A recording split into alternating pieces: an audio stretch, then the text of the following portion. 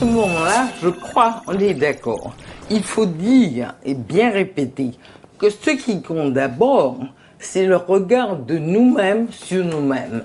Et qu'en deuxième lieu, s'il le faut, peut-être le regard de la République est important, s'il le faut. Mais d'abord, nous-mêmes, une sorte de foi intérieure, de décision de devenir et de faire des choses importantes pour nous et pour ceux qui en ont besoin. Je voudrais dire autre chose.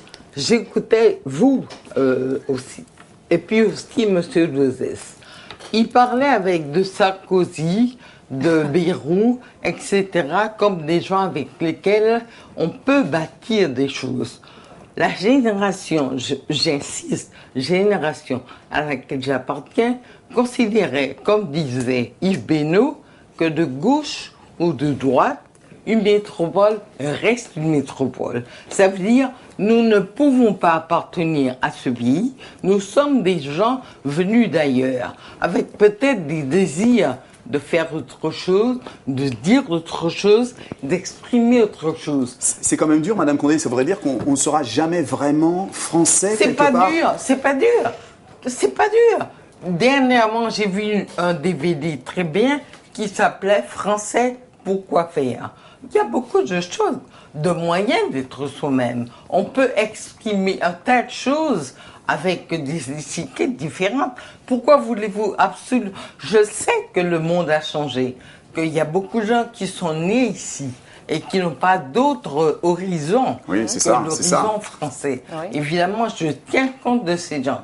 Pour eux, évidemment, les problèmes se posent autrement. Mais il ne faut pas persuader les gens que le seul moyen de réussir et d'arriver à une certaine satisfaction intérieure, c'est de passer par le canal français. On peut réussir autrement, par d'autres biais, par d'autres moyens. Madame Condé, vous le dites certainement parce que, en plus d'être une femme de lettres, vous êtes également une femme de voyage et vous avez vu l'homme dans toute sa pluralité. Mais pour des gens qui n'ont connu que la France, des Africains ou des Antillais, enfin d'ascendance, qui n'ont connu que la France, ce n'est pas évident d'avoir d'autres repères. Vous voyez les choses d'une façon beaucoup plus universelle. Mais oui, même pour ceux il y a un problème encore.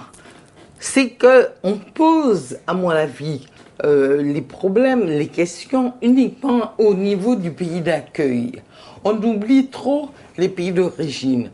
Monsieur de Gadogui est venu, par exemple, en France parce que son pays, la Côte d'Ivoire, ne lui procurait pas l'instruction, l'éducation qu'il souhaitait.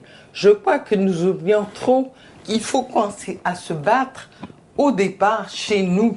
C'est quand nous aurons peut-être essayé de résoudre les problèmes chez nous que nous pourrons penser à les résoudre ailleurs. Il faut d'abord, tous les problèmes d'immigration sont causés d'abord par l'incurie de nos dirigeants, par des problèmes intérieurs, un mal-être intérieur qui n'est pas résolu. On est en train de discuter de brise-sorte-feu. Oui, le gars fait le travail qui lui est demandé par son président et il le fait bien. Mais est-ce que nos pays, à nous, procurent à chacun d'entre nous le mieux-être dont il a besoin ?